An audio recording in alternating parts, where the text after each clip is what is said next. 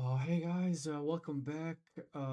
Again, last minute video for round three transfers because it's very hard to plan without all the games being played. So let's just jump straight to it.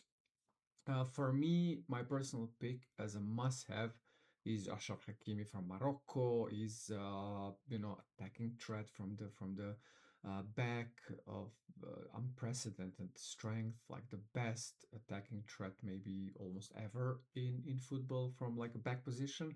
And he's on set pieces and penalties, and they need to score a lot of goals in order to be first in front of Brazil, who will also try to do that against Scotland, but they have a much weaker opponent in Haiti who didn't score against Scotland, didn't score against Brazil, so there's very, very high probability they will also keep a clean sheet. He's 8 million, yes, but I think in my opinion he's worth it definitely because you're just planning for this round, for third round. Forget about what's happened next.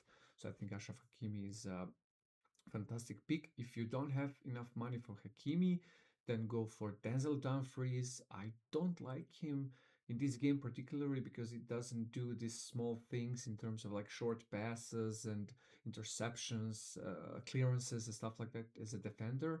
But he's always there for Netherlands for like assists and goals, and he also can keep a clean sheet against Tunisia pretty easily. He's always great for Netherlands, so that's why I think I would pick him. So it will be either between Hakimi or Dumfries. If I have enough money, definitely Hakimi. If I don't, then Dumfries is also very good.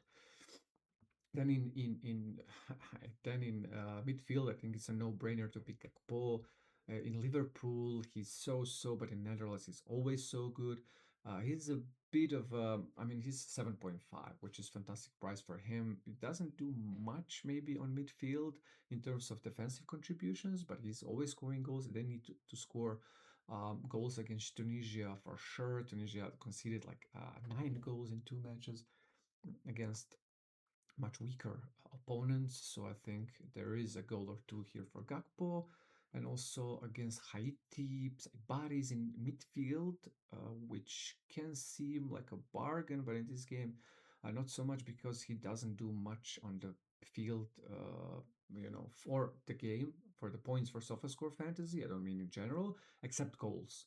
But goals, because he's in midfield, they're worth 5 instead of 4, and they need to score a lot of goals against Haiti, and he scored against Brazil and Scotland, so I think he can rack up a couple of goals against Haiti for sure. I think I mean, for 6.5, he's a very interesting pick just for this round three, at least. Then we have Kangin Lee, didn't score yet. He had an assist. They playing against South Africa. They don't need a win, but they need not to lose. And South Africa needs to go for a win. So I think Kangin Lee will have a lot of defensive contributions, but he's also so good on a ball. He had 2 fantastic matches. I think he is a guarantee to have to give you like at least 5, 6, 7 points with no goals and assists, and he can score or assist as well. He's just 6.1. I would have him in my team for sure if there is some kind of combination with 3 transfers. You don't have so much funds, and you have like 6.1, 6.23 million left. I would go for him for sure if you don't have for like say Bari or Gakpo or maybe like Mo Salah or something more premium. And then in defense, I mean, Cote d'Ivoire, they don't need to win, but also they must not lose the match. So I think they will be kind of more, maybe more a bit conservative.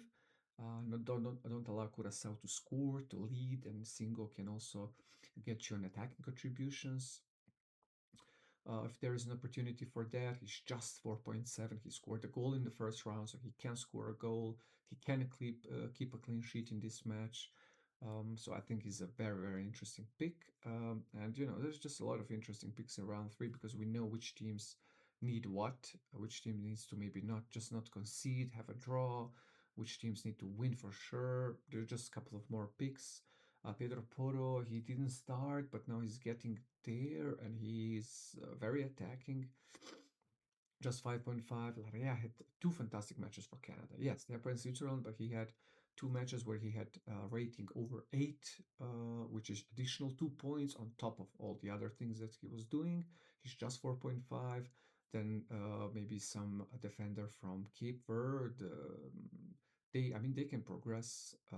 They can progress even with the draw. So I think they're going to be a bit more conservative. Saudi Arabia needs the win. So, these guys had a lot of clearances, a lot of points racked up. If they, if they manage to even catch a clean sheet, that's a lot of points there. If you just don't, if you're lacking with funds, 4 million for this, I would totally take it. Then you have El Nui in midfield. Also, if you don't have enough funds, he was having a pretty okay season with Roma. I was following him. I was wondering why he didn't play more. When he played, he was okay. He's nailed now in Morocco. He can rack you some points and maybe score. Why not? Although he's playing more defensive role in Morocco than in Roma. Then Mekele, I also told him for the last round. I got him. He was at 9 points, really good. He was almost there for like 10, 11 points. He missed on short passes for like 0.5% and stuff like that. It was certainly worth it. Volpato was very interesting. I followed him in Sassuolo. He had, I think, 2 goals and 4 assists for Sassuolo, and he had 5 dribbles against, was it US, I think? um, just in 29 minutes, 5 dribbles with like more than 80% success. Dribbles are counted towards duels as well. So if you have like 3 dribbles, that's a point, but also they count towards duels. So you have 3 duels, one as well, which is one more point. And then it contributes to your rating, and you get probably at least 7 rating or up, which is one more point. So dribbles are very important. Volpato is just 4.5, but I will check if he's going to start. I mean, if they look at how he played against US, he will definitely start, but we'll see. Then we have Demirovic from Bosnian attack. Bosnia needs a win. I, it's a coin toss between Jovo Lukic and Dzeko who will play. Demirovic is sure to play. He again scored double digits goals in Bundesliga for Stuttgart. He had a couple of seasons like that. He can definitely score like 1, 2 goals against Qatar. He's also defensively active. And then we have Ismail Assar, just 5 million. He's a winger in Senegal, but he's in forward in this game, but which is not bad. He scored 2 against Norway. He can definitely score 1 or 2 against Iraq. He's nailed to start.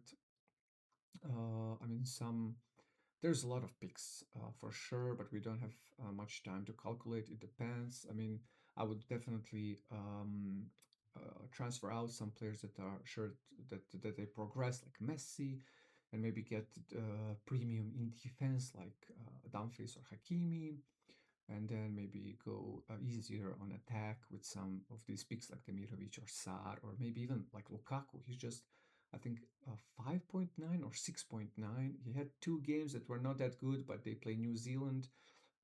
He's always Lukaku. He can always score. He's the best goal scorer ever for Belgium. He's such a good player, but he didn't play much in Napoli. There are always some problems with him mentally or whatever, but he can definitely score a couple of goals. Okay, so Bayern, good luck in third round. And then we're gonna have such a fun time with unlimited transfers before the round of 32.